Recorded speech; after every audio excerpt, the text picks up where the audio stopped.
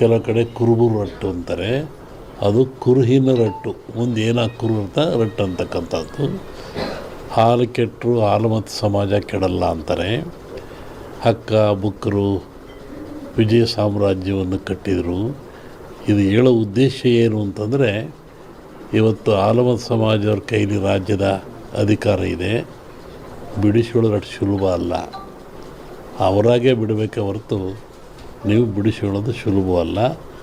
ಮುಂದಿನ ವಿಚಾರವನ್ನು ಯುಗಾದಿ ಮೇಲೆ ಹೇಳ್ತೀನಿ. ಹಾಗಾಗಿ ಒಂದು ಭವಿಷ್ಯದ ಚಿಂತನೆ ಏನು ಅಂದರೆ, ನಮ್ಮಲ್ಲಿ ಎರಡು ಭಾಗ ಮಾಡ್ತಾರೆ. ಒಂದು ಸಂಕ್ರಾಂತಿಯ ಭವಿಷ್ಯ, ಇನ್ನೊಂದು ಯುಗಾದಿಯ ಭವಿಷ್ಯ.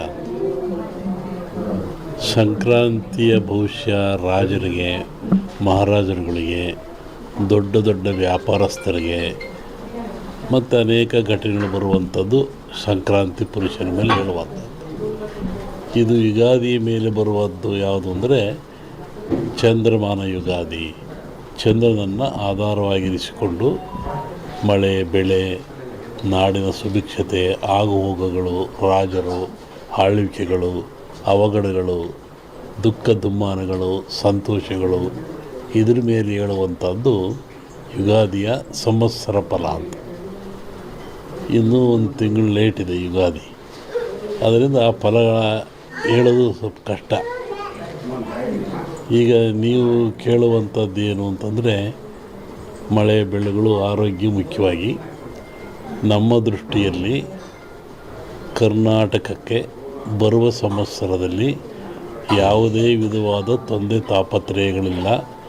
ಮಳೆ ಬೆಳೆಗಳು ಚೆನ್ನಾಗಿ ನಡೀತವೆ, ಸುಭಿಕ್ಷತೆ ಇರ್ತದೆ ಮತ್ತು ನಾಡಿನಲ್ಲಿ ಯಾವುದೇ ಕೊರತೆ ಕಾಣ್ತಾ ಇಲ್ಲ. ಯುಗಾದಿಯ ನಂತರ ಕರ್ನಾಟಕದ ಬಗ್ಗೆ ಮತ್ತು ಜಾಗತಿಕ ಬಗ್ಗೆ ಭಾಳ ಅಜಾಗರೂಕತೆ ಇದೆ, ತೊಂದರೆ ಇದೆ. ಹೋದ ವರ್ಷಕ್ಕಿಂತಲೂ ಹೆಚ್ಚಿನ ಭೀಕರತೆ ಕಾಡುವ ಲಕ್ಷಣ ಇದೆ. ಅದನ್ನು ಯುಗಾದಿ ನಂತರ ಹೇಳ್ತೀನಿ. ಇತ್ತೀಚಿನ ದಿನಗಳಲ್ಲಿ ಎಲ್ಲರೂ ನೋಡಿದಂಗೆ ಭೂಕಂಪಗಳು ಹೆಚ್ಚಾಗ್ತಾ ಇದ್ದಾವೆ. ಇದನ್ನು ಒದರಿಸುವೆ ಹೇಳಿದ್ವಿ ನಾವು. ಇದನ್ನು ಭೂಕಂಪಗಳು, ಭೂಮಿ ಅಗಲತಕ್ಕಂಥದ್ದು, ಜನರಿಗೆ ಸಾವು ನೋವು ಆಗ್ತಕ್ಕಂಥದ್ದು, ಕಟ್ಟಡಗಳು ಬೀಳ್ತಕ್ಕಂಥದ್ದು, ಇದು ಮುಂದುವರಿದ ಜೊತೆಗೆ ಭೂ ಸುನಾಮಿ, ಜಲ ಸುನಾಮಿ, ಬಾಹ್ಯ ಸುನಾಮಿ ಅಂತ. ಇಲ್ಲಿವರೆಗೂ ಬರೀ ಜಲ ಸುನಾಮಿ ಆಗ್ತಾಯಿತ್ತು. ಸಮುದ್ರದಲ್ಲಿ, ಸಾಗರದಲ್ಲಿ ಸುನಾಮಿ ಬಂದು ತೊಂದರೆ ಆಗ್ತಾಯಿತ್ತು. ಈ ಸತಿ ಭೂ ಸುನಾಮಿನೂ ಇದೆ. ಭೂಮಿ ಒಳಗೆ ಸುನಾಮಿಯಾಗಿ ಕಂದಗಾಗ್ಲಕ್ಷದ್ದು. ಜಲ ಸುನಾಮಿನೂ ಹೆಚ್ಚಿದೆ. ಬಾಹ್ಯ ಸುನಾಮಿ ಅಂತ ಬಾಹ್ಯಾಕಾಶದಲ್ಲೂ ಆ ತೊಂದರೆ ಆಗ್ತಕ್ಕಂಥ ಲಕ್ಷಣ ಇದೆ. ಅದನ್ನು ಯುಗಾದಿ ನಂತರ ಹೇಳ್ತೀನಿ. ನೀವು ಭಾಳ ಅಪೇಕ್ಷೆ ಪಡುವಂಥದ್ದು ರಾಜಕೀಯ. ಏನಾಗುತ್ತೆ, ಏನಾಗ್ತಾರೆ, ಎಂತ ಆಗ್ತಾರೆ ಅಂತ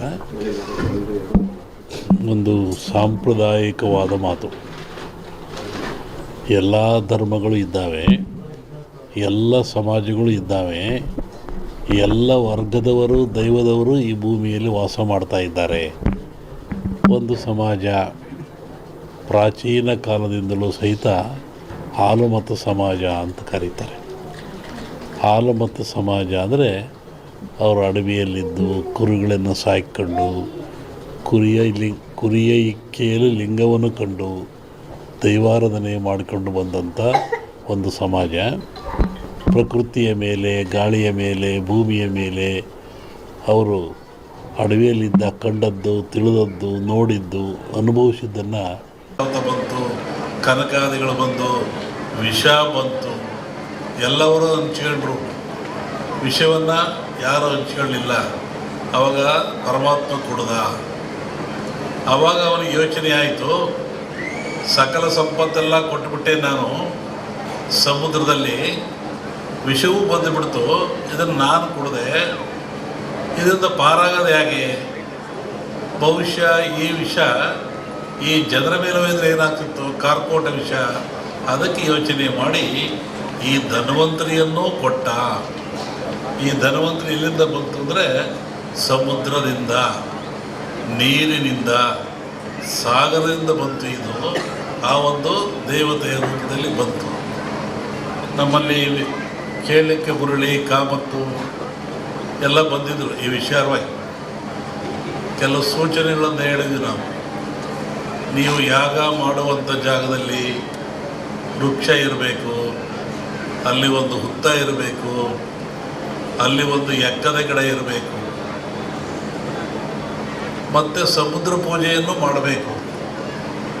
ಯಾಕೆಂದರೆ ಮೂಲ ಸಮುದ್ರವೇ ಮೂಲ. ಇದಕ್ಕೆ ಗಿಡ ವೃಕ್ಷ ಬಳ್ಳಿ ಇದಕ್ಕೆಲ್ಲ ಸಮುದ್ರವೇ ಮೂಲ, ಅಲ್ಲಿಂದ ತರಬೇಕು. ಹಾಗೆ ಹೀಗಾಗಿ ಈ ಒಂದು ಯಾಗ ಭಾಳ ಚೆನ್ನಾಗಿ ನಡೀತಾ ಇದೆ ಭೂಮಿ ಮೇಲೆ. ಅದರಲ್ಲೂ ಈ ಕರಾವಳಿ ನಡೆದಿದ್ರೆ ಅತ್ಯಂತ ಮನುಕುಲಕ್ಕೆ ಆದರ್ಶವಾಗಿರ್ತಕ್ಕಂಥದ್ದು, ಪ್ರಾಯಶ್ಯವಾಗಿರ್ತಕ್ಕಂಥದ್ದು, ದೀರ್ಘಾಯುಷ್ಯದ ಗುಟ್ಟನ್ನು ನಮ್ಮವರು ಕೊಟ್ಟಿದ್ದಾರೆ. ಪ್ರಕೃತಿಯ ಗುಟ್ಟನ್ನು ಭೇದಿಸ್ತಕ್ಕಂಥ ಅಟ್ಟ ಇನ್ನೇನು ಇಲ್ಲ, ಪ್ರಕೃತಿ ಎಲ್ಲ ಕೊಟ್ಟುಬಿಟ್ಟಿದೆ. ಅದರ ಗುಟ್ಟನ್ನು ಭೇದಿಸಿ ಮನುಷ್ಯ ಉಪಯೋಗ ಪಡಿತಕ್ಕಂಥದ್ದು, ಆರೋಗ್ಯವಂತನಾಗ್ತಕ್ಕಂಥದ್ದು. ಹೋಮಗಳಂದರೆ ಏನು? ಹೋಮವನ್ನು ಯಾತಕ್ಕೋಸ್ಕರ ಮಾಡ್ತಾರೆ? ಅದರ ಉದ್ದೇಶ ಏನು? ಒಂದು ಕಲ್ಪನೆ ಆಧ್ಯಾತ್ಮಿಕ ಚಿಂತನೆ, ಮತ್ತೊಂದು ಕಲ್ಪನೆ ವೈಜ್ಞಾನಿಕವಾಗಿ ಚಿಂತನೆ. ನಾವು ಏನೇ ಮಾಡಿದರೂ, ಯಾವ ಕೆಲಸ ಮಾಡಿದ್ರು, ಯಾವ ಧರ್ಮ ಸಹಿತ ಅದು ವಿಜ್ಞಾನಕ್ಕೆ ಒಳಪಡಬೇಕು. ವಿಜ್ಞಾನಕ್ಕೆ ಒಳಪಡದೆ ಹೋದರೆ ಧರ್ಮ ಆಗಲ್ಲ, ಸತ್ಯ ಆಗಲ್ಲ, ನಂಬಿಕೆ ಆಗಲ್ಲ, ಅಜ್ಞಾನದ ಪರಮಾವಧಿ ಆಗ್ತದೆ ಅದು. ಹೋಮದಲ್ಲಿ ಏನಿರ್ತದೆ?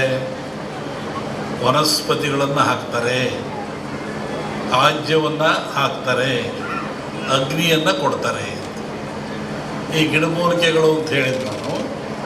ಈ ವನಸ್ಪತಿಗಳಿಂದ ಅಗ್ನಿಗೆ ಹಾಕಿ ಹೋಮ ಆಜ್ಯ ಸುರಿಯೋದ್ರಿಂದ ನಮ್ಮ ನಂಬಿಕೆ ಅಗ್ನಿ ದೇವತೆಗಳ ಮುಖ, ಅಲ್ಲಿ ಔಷಭಾಗ್ಯವನ್ನು ಕೊಡೋದ್ರಿಂದ ದೇವತೆಗಳಿಗೆ ತಲುಪ್ತದೆ.